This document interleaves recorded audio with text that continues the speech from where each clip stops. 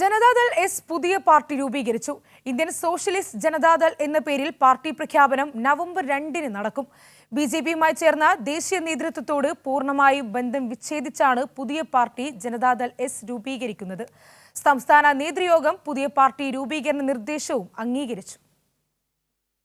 ദേശീയ നേതൃത്വം നരേന്ദ്രമോദി സർക്കാരിൽ അംഗമായതോടെയാണ് കേരളത്തിൽ ഇടതുപക്ഷത്തിനൊപ്പം നിൽക്കുന്ന ജനതാദൾ എസ് ദേശീയ നേതൃത്വത്തിൽ നിന്നും പിരിയാൻ തീരുമാനിച്ചത്.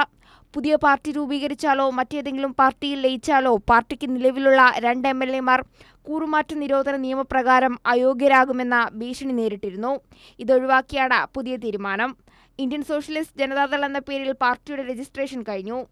ചക്രത്തിനുള്ളിൽ ഒരു ഇല ചിഹ്നമായി ലഭിക്കാൻ തിരഞ്ഞെടുപ്പ് കമ്മീഷനെയും സമീപിച്ചു. മുകളിൽ പച്ചയും താഴെ വെള്ളയുമാകും പുതിയ പാർട്ടി പതാകയുടെ നിറം. കൂറുമാറ്റ ഭീഷണി ഒഴിവാക്കാൻ മാത്യു ടി തോമസും കെ കൃഷ്ണൻകുട്ടിയും ആദ്യഘട്ടത്തിൽ സംസ്ഥാന ഭാരവാഹിത്വത്തിലേക്ക് വരില്ല. പാർട്ടി രജിസ്റ്റർ ചെയ്തയാൾ സ്ഥാപക പ്രസിഡന്റാകും. ഈ നിയമസഭയുടെ കാലാവധി കഴിഞ്ഞ ശേഷമാകും മാത്യു ടി തോമസ് അധ്യക്ഷ സ്ഥാനം ഏറ്റെടുക്കുക. മറ്റു ഭാരവാഹികൾ അതേ സ്ഥാനങ്ങളിൽ തുടരാനാണ് തീരുമാനം. കൈരളി ന്യൂസ്, തിരുവനന്തപുരം.